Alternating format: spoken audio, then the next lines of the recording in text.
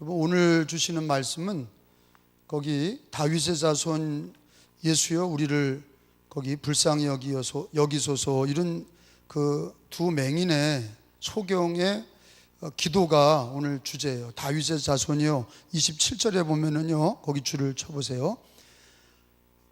다윗의 자손이요 우리를 불쌍히 여기소서. 이게 이제 기도문이에요. 한번 크게 같이 읽어봅시다. 시작. 다윗의 자손이요 우리를 불쌍히 여기소서. 한 번 더요. 다윗의 자손이요 우리를 불쌍히 여기소서. 한 번 더요. 다윗의 자손이요 우리를 불쌍히 여기소서.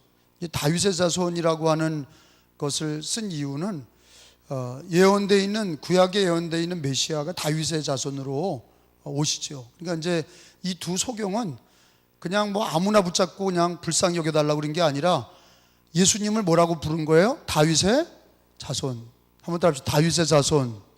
그래서 여러분, 이사야서에 예수님은 다윗의 자손으로 오신다. 이새의 뿌리에서 한 가지가 나고, 이새는 바로 다윗의 아버지죠. 이새의 뿌리에서 다윗의 자손으로 메시아가 온다. 근데 이제 이 두 소경은 예수님을 그냥 무슨 위대한 성인이나 능력 있는 분으로 본 게 아니라 이 두 소경은 메시아가 오면은요, 구약 성경에 어떤 말씀이 기록되냐면 소경이 눈을 뜨고 안진뱅이가 일어나고 죽은 자가 다시 살아나고, 이게 이제 메시아가 오신다고 하는 구약의 예언이에요.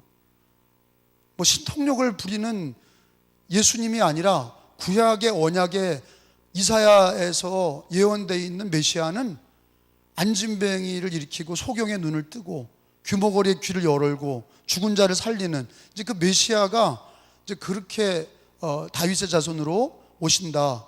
이 두 소경은 예수님을 뭐로 보는 거예요? 청년으로, 나사렛 청년으로 보는 게 아니라 다윗의 자손 메시아로, 그리스도로 우리를 구원하실 하나님의 아들로 그렇게 고백하고 있는 거예요. 근데 이 기도 내용이 굉장히 은혜스러운 기도예요. 거기 보니까 우리를 불쌍히 여기소서 그랬어요. 그래서 이제 이게 그 성가집에 제일 많이 나오는 성가가 주여 우리를 불쌍히 여기소서, 이런 성가죠. 성가 내용 중에 불쌍히 여기소서. 우리 찬송가에도 이제 고통의 멍에 벗으려고라든지 또 그 우리를 불쌍히 여겨달라는 찬양이 많죠. 불쌍히 여기소서. 우리가 하나님을 삼일체 하나님을 우리가 잘 모르거든요. 믿고 구원은 받았지만 우리 하나님을 왜 잘 모른다고 그러냐면, 하나님은 우주를 만드셨는데 우주도 모르는데 어떻게 하나님을 다 알겠어요. 하나님을 우리가 아는 거는 정말로 모래사장에 모래 한 알갱이 아는 정도예요. 우리가 하나님을 안다는 거는 성경을 통해서 우리가 하나님을 알죠. 근데도 성경을 통해서 알더라도 다 몰라요. 하나님의 그 능력, 또 하나님이 어떤 분인지 잘 몰라요. 그러니까 하나님을 잘 모르니까 우리가 어떻게 해요? 불신앙에 빠지고 하나님을 전적으로 신뢰하지 못하고 이제 염려, 걱정, 근심에 휩싸이는 거죠. 우리가 하나님을 믿고 알면 모든 일에 지혜가 있고 또 담대한 믿음으로 살고 순종함으로 살고. 이제 저는 뭐 소원이 그런 거예요. 우리가 사사를 공부했지만 이제 마지막 사사가 요즘 새벽기도 나오죠. 누구예요? 사무엘. 저는 이제 사사 중에는 사무엘 같기를 소원하고, 왜냐하면 나머지는 뭐 자식도 안 되고 막 별로목 것들이 많아요. 사사에 삼손이도 그렇고 기드온도 그렇고 말년이 안 좋은 분들이 많아요. 입단은 하나님 말씀 잘 모르고 자기 딸 갖다가 번제로 바치고 막 그런 일 벌렸죠. 뭐 드보라는 위대한 사사죠. 드보라는 뭐 그 자매는 사사기를 공부해 보면 끝까지 정말로 하나님께 영광 돌리는 사사가 그리 많지 않은데, 드보라나 사무엘은 끝까지 영광 돌린 사사 중에 들어가죠. 그리고 이제 모세와 여호수아 그러면 이제 모세 저는 이제 모세보다는 여호수아가 좋다 하는 거예요. 모세는 못 들어가잖아요, 가나안 땅에. 위대한 믿음의 조상이긴 한데 그의 축복이, 마지막 말로가 축복이 없어요. 근데 여호수아는 어때요? 말로가 가나안 땅을 다 점령하고 아름답게 가나안 땅을 이제 보게 되잖아요. 그 믿음의 조상들도 보면 굴곡이 많은 분들이 있고, 또 사사 중에도 굴곡이 많은가 하면 끝까지 쫙 승리하고, 드보라 사사, 뭐 여자 대표로는 드보라가 여자 대표 사사고, 남자는 사무엘 사사가 뭐 삼손이나 기드온 이런 입다나 뭐 이런 사람들보다는 훨씬 우리 사무엘이가 훨씬 낫죠. 근데 이제 사무엘의 특징이 이제 우리가 이제 다 고비가 있어요. 우리들의 신앙도 고비가 있는데, 이제 오늘 우리 하나님이 어떤 분인가를 이제 우리가 잘 모르는 부분을 우리가 한번 말씀을 통해서 하나님 어떠신 분이, 어떤 분인가 이제 우리가 좀 깨달아야 되는데, 하나님은 불쌍히 여기시는 분이세요. 불쌍히 여기신다. 이제 우리가 보통 이제 사랑의 하나님 이제 그렇게 얘기하는데, 이제 긍휼은 뭐 어떻게 큰 의미에서 사랑과 긍휼은 비슷해요. 근데 또 다르죠. 그 뉘앙스가 달라요. 긍휼히 여긴다. 하나님은 우리를 불쌍히 여기신다. 마치 아버지가 자식을 불쌍히 여기는 것과 같은 거예요. 부모가 자식을 불쌍히 여기는, 잘 못해도 불쌍히 여기잖아요. 자식이 잘 못해도 부모가 참 불쌍히 여기잖아요. 뭐 때리더라도 죽어라 때리진 않잖아요. 때리더라도 불쌍히 여기잖아요. 다시 감싸고 다시 싸매주고. 근데 우리 하나님께, 여호와 하나님도, 우리 예수님도, 우리 삼일체 하나님이 어떤 분이냐, 오늘 이 두 소경이 우리 예수님을 정확하게 알았어요. 다윗의 자손이요, 우리를 어떻게 하소서? 불쌍히 여기소서. 근데 이 말씀은, 이건 이제 우리가 평생 드려야 될 기도거든요. 이 기도만 하면 주님 앞에는 많이 먹고 가. 기도할 때 우리가 이제 성경의 지식을 가지고, 이제 여러분 오늘 새벽에도 가르쳤지만 사무엘의 엄마 한나가 왜 이렇게 위대합니까? 그 기도가, 그 한나의 기도는 자기 중심적인 기도가 아니라 누구 중심이에요? 하나님 중심이죠. 그리고 한나는 뭘 암송할 줄 알아요? 성경을 암송해요. 신명기 말씀을 암송하는 자매예요. 가난하기도 하시고 부하기도 하시고, 주님은 낮추기도 하시고 높이기도 하시고. 그게 어디 나오는 말씀이냐? 사무엘에 나오는 그 한나의 기도는, 그게 신명기에 나오는 성경을 외워서, 한나가 성경을 외워서 암송하죠. 암송하면서 우리 하나님은 전능하시고 못할 것이 없으신 하나님이다. 신명기 있는 말씀 그대로 암송하죠. 가난하기도 하시고 부하기도 하시고, 스월에 내리기도 하시고 올리기도 하시고, 가난하게도 하시고 부요하게도 하시고, 죽이기도 하시고 살리기도 하시고. 그게 이제 신명기에 나오는 말씀을 한나가 그거를 이제 성경을 암송하면서 기도하죠. 그리고 이제 능력 있는 기도는 이제 뭐 성경을 암송하고 성경에 순종하면서 기도하는 게 최고죠. 그런데 우리가 성경 말씀으로 기도하는 것 중에 또 하나가 뭐냐면 이제 불쌍히 여기소서. 오늘 나오는 게 성경에 나오잖아요. 불쌍히 여기는 기도를 니들이 해봐라는 거예요. 너를 하나님께 기도할 때 이거 해주시고 저거 해주시고 그러기 전에, 주여 우리를 불쌍히 여기소서. 다윗의 자손 예수여 우리를 불쌍히 여기소서. 그 안에, 불쌍히 여기소서 안에 이제 뭐가 들어가 있냐면, 우리 하나님이 어떠신 분인가가 들어가 있는 거예요.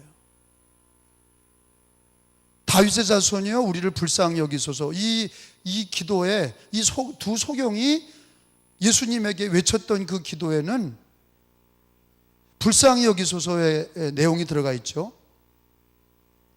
근데요, 여기 오늘 그 말씀에 보면은 두 소경을 예수님이 고치시고 나서, 그 다음에 또 그 귀신 들려서 말 못하는 벙어리 된 사람을 예수님이 고치셨는데, 거기 말씀해 보면은 뭐가 기록되어 있냐면 36절에 거기 읽어봅니다. 무리를 보시고, 거기요 시작. 무리를 보시고 불쌍히 여기시니 이는 그들이 목자 없는 양같이 고생하며 기진함이라. 자, 여기 보면은 오늘 읽은 말씀에 보면은 기도 내용에도 하나님 앞에 불쌍히 여기소서 주님이 고쳐주시죠. 그리고 예수님을 따라오는 무리들을 예수님이 불쌍히 여기셨다, 이런 말씀이 기록이 돼 있어요. 오늘 읽은 말씀에 35절에 무리를 보시고 불쌍히 여기시니, 그 다음은 줄을 쳐봐요. 그래, 따라서 해봅시다. 무리를 보시고 불쌍히 여기시니. 다시 한번요, 시작. 무리를 보시고 불쌍히 여기시니. 아까 뭐라 그랬죠? 다윗의 자손. 시작. 다윗의 자손이여 우리를 불쌍히 여기소서. 또 예수님도 무리를 보시고, 36절에 시작. 무리를 보시고 불쌍히 여기시니. 그러니까 주님은 불쌍히 여기신다. 근데 이게요, 한문으로 말하면 이제 주일날 설교했잖아요. 마태복음 9장을 설교했어요. 무슨 설교했죠? 예수님께서 세리 마태를 부르시고 12년 혈루병의 여인을 고치셨잖아요. 그죠? 기억나세요? 근데 예수님이 자기가 어떤 분인지를 얘기를 했어요. 뭐라 그랬냐면 13절에 보세요. 9장 13절에 보면 예수님은 어떤 분이냐? 너희는 가서 내가 긍휼을 원하고 그랬어요. 우리 하나님, 우리 예수님은 긍휼을 원한다. 긍휼이라는 게 뭐예요? 불쌍히 여기는 주님이시다는 거예요. 그러니까 너희가 나 앞에 나올 때 잘난 척하고 나오는 게 아니라, 무덤덤하게 나오는 게 아니라 두 소경처럼 다윗의 자손이여 우리를 불쌍히 여기소서. 그 불쌍히 여기소서가 예수님 9장 13절에 주님은 제사를 원하지 아니하고 먼저 긍휼을 원한다 그러셨어요. 13절에 한번 읽어봅니다. 시작. 너희는 가서 내가 긍휼을 원하고 제사를 원하지 아니하노라 하신 뜻이 무엇인지 배우라. 나는 의인을 부르러 온 것이 아니요 죄인을 부르러 왔노라 하시니라. 따라합시다. 내가 긍휼을 원하고 제사를 원하지 아니하노라. 그러니까 주님은 우리들이 마음에 이 두 소경이 주님 앞에 다윗의 자손이여 우리를 불쌍히 여기소서. 주님은 내가 원하는 건 제사를 원하는 게 아니라, 형식적인 제사를 원하는 게 아니라 네 마음에 주님 앞에 나를 불쌍히 여기소서, 긍휼을 원한다. 그리고 오늘 두 소경이 예수님의 마음에 어떻게 된 거예요? 딱 마음에 맞아요. 주님은 건강한 자에게는 소용이 없어요. 병든 자에게 주님이 필요해. 의인을 부르러 온 게 아니라 죄인을 부르러 오셨어요. 그러면 우리가 다 사실은 어떻게 보면은 우리가 병든 자요, 우리가 죄인이요. 그럼 우리가 주님 앞에 나올 때마다 연약하고 미련하고 어리석은 죄인인 우리들이 주님 앞에, 하나님 앞에 나올 때 제일 먼저 해야 될 기도가 뭘까요? 다윗의 자손이요 우리를 불쌍히 여기소서. 주님이 제사를 원하는 게 아니라 긍휼을 원한다. 네 마음에 하나님 앞에 나를 불쌍히 여기소서, 주님 나를 긍휼히 여기소서. 주님은 이거를 원하신다는 거예요. 우리 하나님은 어떤 분이시냐? 긍휼을 원하신다는 거예요. 여러분, 로마서 9장 15절에 있는 말씀을 다 찾아보겠어요. 로마서 9장 15절. 로마서 9장 15절에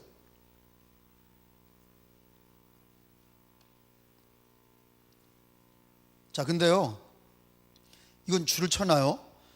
하나님은 긍휼을 원하신다 그랬잖아요. 그죠? 그리고 또 긍휼이 여기서서 이런 사람을 좋아하신다고 그랬어요. 그거를 집결해 놓은 말씀이 이제 로마서 9장 15절이에요. 오늘 설교 첫 번째 진리가 두 소경이 예수님 다윗의 자손이여 우리를 불쌍히 여기소서, 이 기도가 주님의 마음에 합한 거예요. 왜냐? 나는 제사를 원하지 아니하고 긍휼, 주님 앞에 불쌍히 여겨달라는 그것을 가지고 기도하고 예배를 드려야 되는데, 주님은 누구를 긍휼히 여기시냐? 거기 9장 15절에 보니까 모세에게 이르시되, 시작. 내가 긍휼히 여길 자를 긍휼히 여기시고 불쌍히 여길 자를 불쌍히 여기리라 하셨으니, 따라합시다. 내가 긍휼히 여길 자를 긍휼히 여기고 불쌍히 여길 자를 불쌍히 여기리라. 그러니까 여러분 저를 보세요. 이건 말씀이 재미난 거예요. 다 불쌍히 여기신다는 게 아니야. 불쌍히 여겨달라고 하는 사람을 불쌍히 여기신다는 거예요. 나를 긍휼히 여겨달라고 하는 사람을 긍휼히 여겨주신다는 거예요. 그러니까 하나님은 모세에게 이르시되 내가 긍휼히 여길 자를 긍휼히 여기고, 이게 뭐예요? 긍휼을 원하는 자, 하나님 나를 긍휼히 여겨주세요, 나를 불쌍히 여겨주세요, 그런 사람을 불쌍히 여겨주신다는 거예요. 여러분 오늘 몇 명의 소경이? 10명의 소경이? 몇 명의 소경이? 몇 명의 맹인이라고 그래야 되나? 맹인과 소경은 같은 건데 몇 명의 맹인이? 성경을 봐요. 몇 명의 소경이에요? 2명. 2명이 뭐라고 기도했어요? 다윗의 자손이요 우리를 불쌍히. 내가 2명이라는 걸 안 가르쳤구나. 그래서 모르는구나. 다윗의 자손이요 우리를 불쌍히 여기서, 이거는 가르쳐서 아는데 몇 명의 소경이 그랬더니 몰라. 2명의 소경이에요. 2명의 맹인인데, 이 2명의 맹인은요, 여러분 그 당시에 소경이 다 났어요? 주님이 이스라엘의 소경들, 맹인들아 내가 다 불쌍히 여기노라 싹 나라 그러신 게 아니에요. 누구를 불쌍히 여기셨어요? 불쌍히 여겨달라는 자를 불쌍히 여기셨어요. 주님께 하나님께 불쌍히 여겨달라는 자를 불쌍히 여기시고 긍휼히 여기는 자를 긍휼히 여기신다고 그랬어요. 아니 거기 귀신이 들려서 말 못하는 벙어리 된 사람을 예수님이 고치셨어요. 아니 그 벙어리가 뭐 한 사람입니까? 거기에 이스라엘 그 당시 2000년 전에, 아니 예수님 당시에 벙어리가 얼마나 많아, 소경도 얼마나 많고 벙어리가 얼마나 많고 장애인이 얼마나 많습니까? 근데 주님은 누구를 고치셨어요? 긍휼히 여겨달라고 하는 자를, 불쌍히 여겨달라고 하는 사람을 불쌍히 여기시고 긍휼히 여기달라고 하는 자를 긍휼히 여겨주셨어요. 그리고 여러분 이 로마서 9장 15절에는 뭐가 담겨 있냐면, 주님은 불쌍히 여기시는데 누구를 불쌍히 여기냐? 불쌍히 여길 자를 불쌍히 여기신다는 거예요. 긍휼히 여길 자를 긍휼히 여기신다는 거예요. 그냥 대놓고 다 불쌍히 여기시고 주님이 다 불쌍히 여기시고 다 고치시고 그런 게 아니에요. 긍휼히 여길 자를, 따라합시다. 긍휼히 여길 자를 긍휼히 여기시고 불쌍히 여길 자를 불쌍히 여기리라. 첫 번째 진리는 저와 여러분이, 주님은 긍휼의 주님이시고 우리를 불쌍히 여기시는 주님인데, 중요한 거는 내가 주님 앞에 긍휼을 구해야 되고, 내가 주님 앞에 불쌍히 여겨달라고 하는 자녀를 주님이 불쌍히 여기신다는 진리를 아셔야 돼.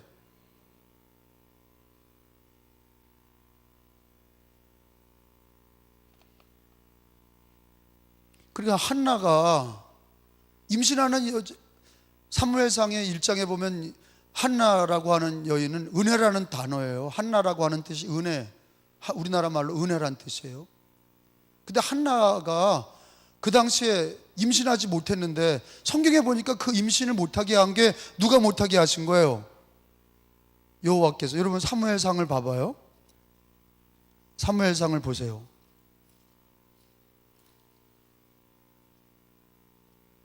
사무엘상 1장을 한번 보세요. 6절에 5절에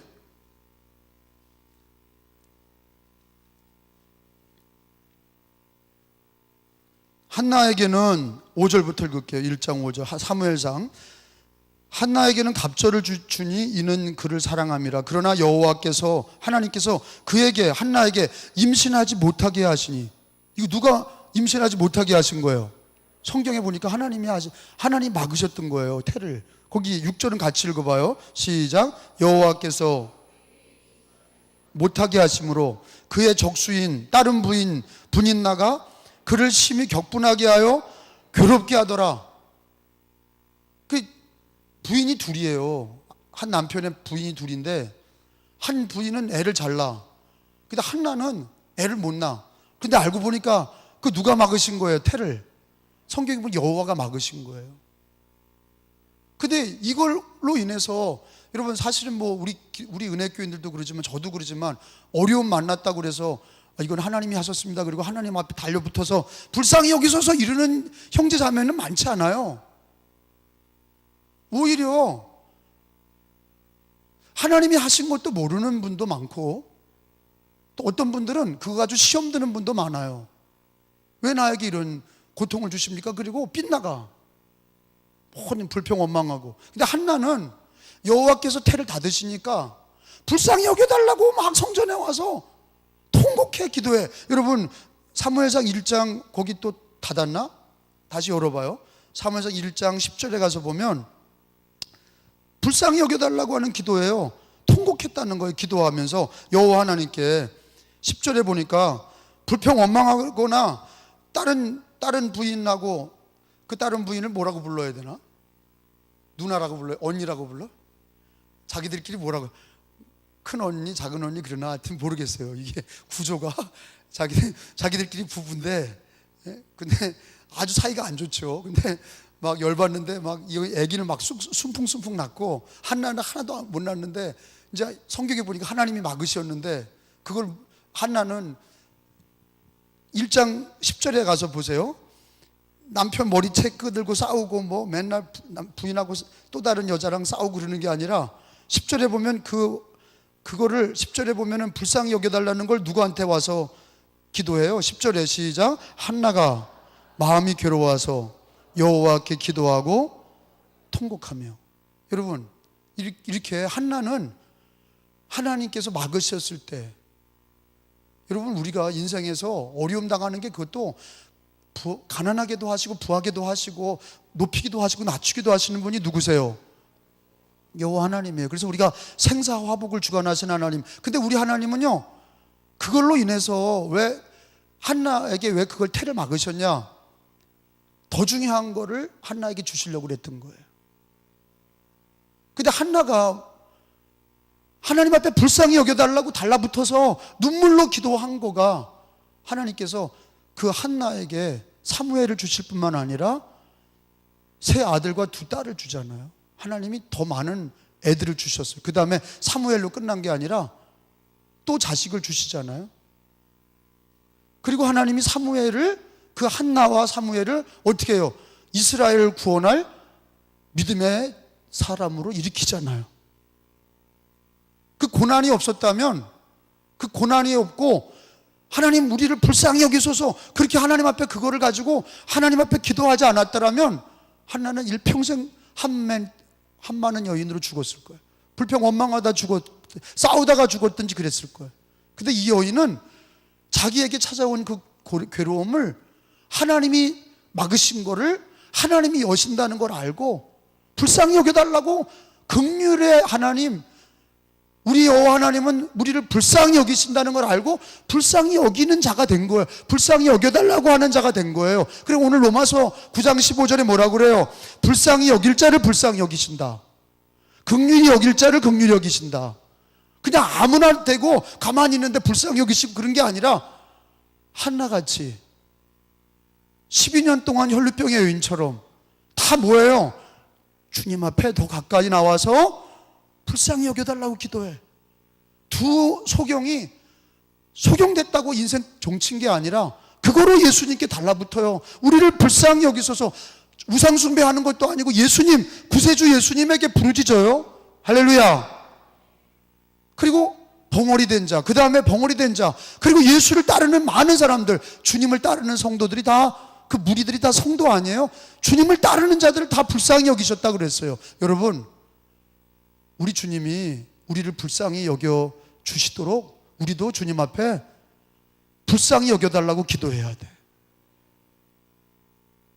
우리들의 신앙이 냉랭한 신앙이 아닙니까? 지식적인 신앙이 아닙니까? 지적인 신앙만 가지고 안 되고요, 이 마음에서 살아계신 하나님께 우리 주님은 긍휼의 주님이요 불쌍히 여기시는 주님인데, 긍휼히 여길 자를 긍휼히 여기고 불쌍히 여길 자를 불쌍히 여기신다는 걸 기억하셔야 돼. 한나가 그랬고, 두 소경이 그랬고, 벙어리 된 자가 그랬고, 주님을 따르는 무리를 불쌍히 여기셨다고 그랬어요. 주님을 따르고 주님을 가까이 하고 십자가를 붙들라고 그리고 불쌍히 여겨주실 줄로 믿습니다.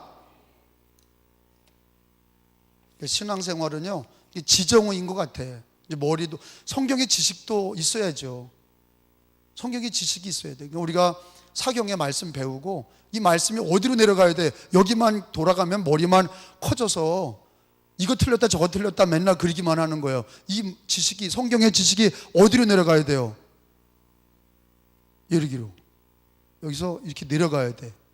그래서 엠마오의 두 제자가 예수님과 함께 가다가, 예수님이, 부활의 주님이 함께 있는데도 알지 못하다가 예수님이 엠마오 두 제자에게 성경을 가르치시니 그들의 마음이 뜨거워졌다 그랬어요.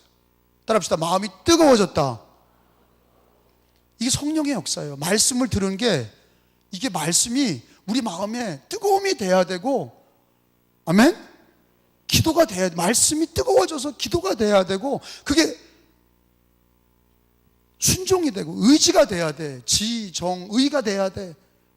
행함이 있어야 된다고. 그래 마음으로 내려와야 돼. 머리에만 지식이, 사사기의 말씀이 머리에만 있는 기독교인들은 지식만 있는 거예요. 이게 마음으로 내려와서 기도가 되고, 말씀 붙들고 말씀에 순종하며 기도하고 말씀을 암송하며 기도하고 말씀에 순종하는 삶을 살 때 능력이 되는 줄로 믿습니다. 근데 한나는요, 이게 말씀이 기도가 되잖아요. 불쌍히 여겨달라고. 그러니까 여러분, 저를 불쌍히 여기소서, 이게 자체가 뭐냐면 성경에 나오는 기도예요. 두 소경의 기도, 다윗의 자손이여 우리를 불쌍히 여기소서, 하나님 나를 불쌍히 여겨주세요. 이 기도가 주님의 마음을 움직이는 기도라니까요. 이렇게 됐습니다, 저렇게 됐습니다, 기승전결 기도가, 서론본론 결론, 이게 잘한다고 기도가 아니에요. 하나님께서는 우리의 중심을 보시잖아요. 불쌍히 여겨주세요. 이 기도가 하나님의 마음에 합한 기도라니까. 그래서 오늘 제목이 우리를 불쌍히 여기소서예요. 한번 따라 합시다. 우리를 불쌍히 여기소서. 다시, 우리를 불쌍히 여기소서.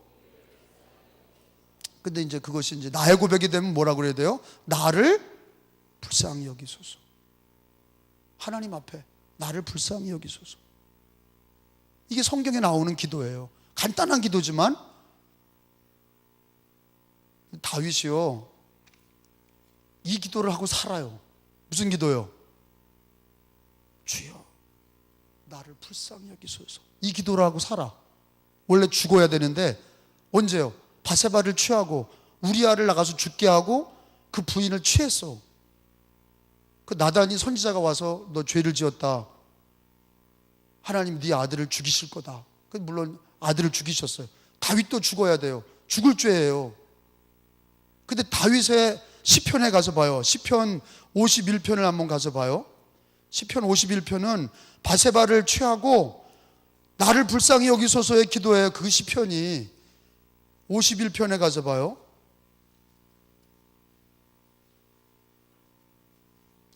(51편) 1절에 맨 거기 위에 뭐라고 기록돼? 가로 열고 무슨 누구의 시편 써 있어요. 근데 거기 더 읽어봐요. 인도자를 따라 부르는 노래.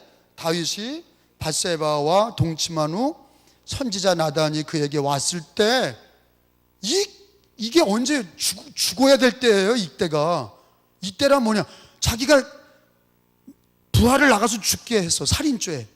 그리고 그 부인을 뺏었어. 간음죄. 이거 하나님께 저주받아 죽어야 돼. 그 말씀의 시편이에요. 근데 그때 어떻게 살았냐? 다윗이 나를 불쌍히 여기소서. 여러분 1절에서부터 12절까지만 한번 서로 읽어보겠어요. 교독으로. 다윗이 하나님이여 주의 인자를 따라 내게 은혜를 베푸시며 주의 긍휼, 거기다 줄을 쳐보세요. 긍휼을 따라 내 죄악을 지워주소서. 아니 거기 줄을 쳐봐요. 긍휼을 따라 내 죄악을 지워주소서. 이게 다윗이 나를 불쌍히 여기소서 하는 기도의 내용이에요. 하나님의 긍휼을 따라 내 죄악을 지워주소서. 그 다음에 2절에 읽어봐요. 시작. 나의 죄악을 맑게 씻으며 나의 죄를 깨끗이 제하소서. 3절. 물은 나는 내 죄가를 아오니 내 죄가 항상 내 앞에 있나이다. 4절에 여러분,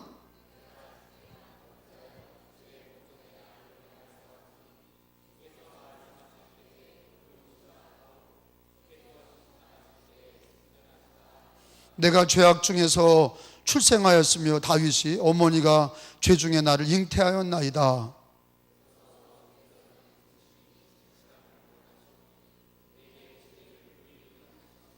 우슬초로 나를 정결하게 하소서. 내가 정하리이다. 나의 죄를 씻어주소서. 내가 눈보다 희리이다.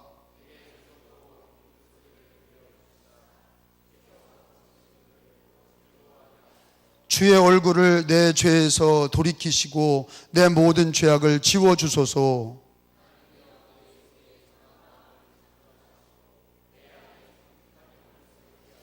나를 주 앞에서 쫓아내지 마시며, 이게 불쌍히 여겨달라는 거예요. 주의 성령을 내게서 거두지 마소서. 주의 구원의 즐거움을 내게 회복시켜 주시고 자원하는 심령을 주사 나를 붙드소서.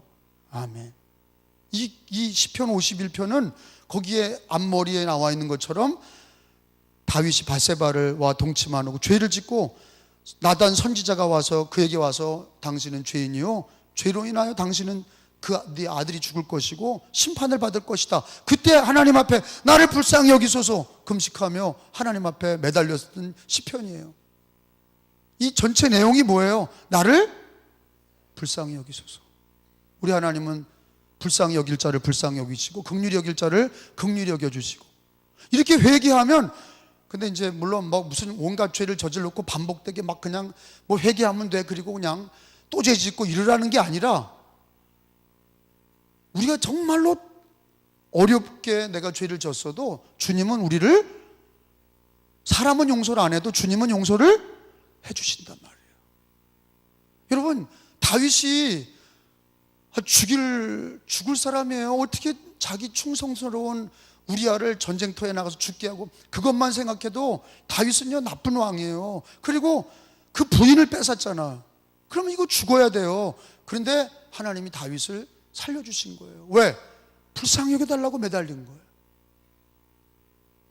여러분, 그래서 청송 감옥소에서 수많은 사람들이 예수님 믿는 일들이 벌어지는데, 그 중에는 살인사건, 간음한 자, 수많은 죄인들이 자기 죄를 회개하고 불쌍히 여겨달라고 눈물로 기도하고 하나님이 그들을 용서하시고, 거기서 그들이 예수님 믿고 복음 전도자가 되고, 그게 왜 어떤 종교에도 없어요. 인과응보, 죄를 지으면 벌을 받아야 돼. 근데 주님은 우리 주님이 십자가에서 대신 지신 거예요.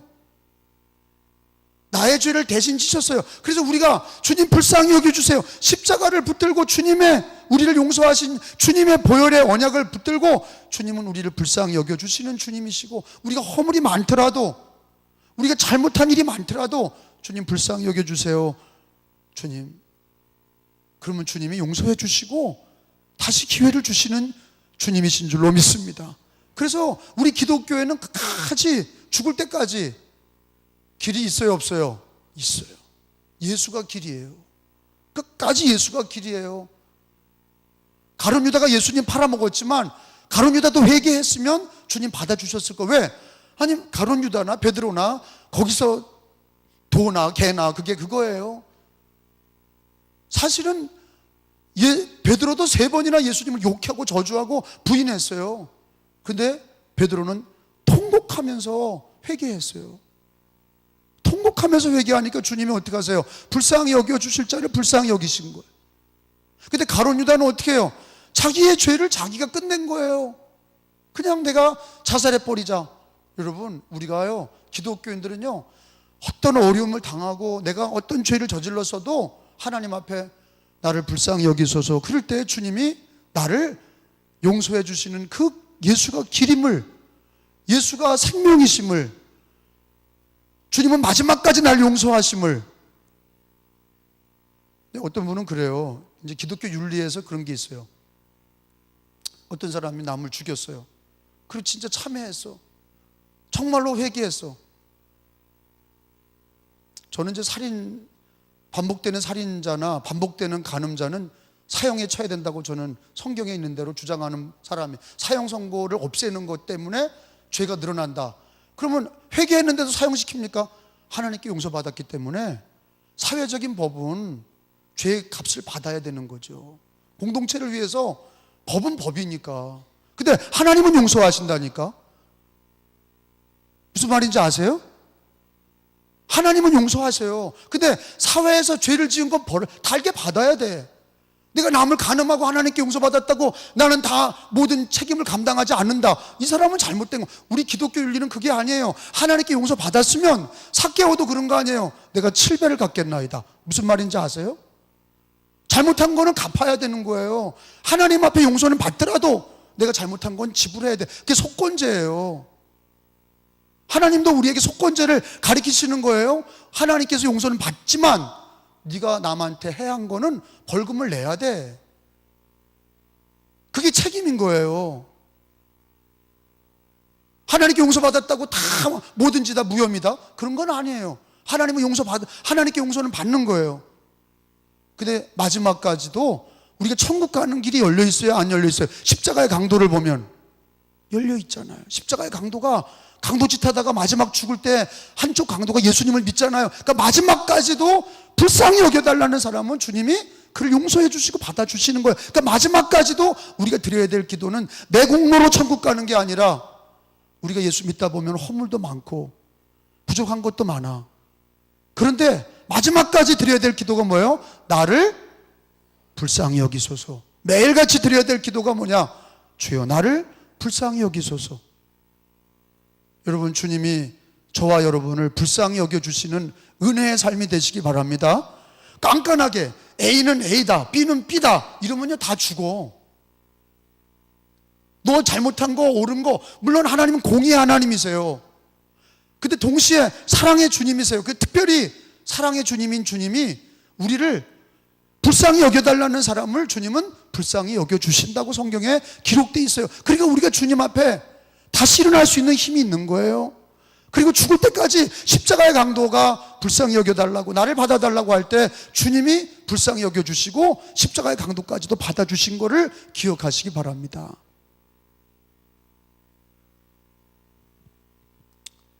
한 가지만 찾고 마치겠어요. 불쌍히 여겨달라고 하는 기도가 왜 안 되는지에 대해서만 한 가지만 얘기하고 마칠게요. 자기 의의가 있는 사람은요 불쌍히 여겨달라는 기도를 죽어도 못해요.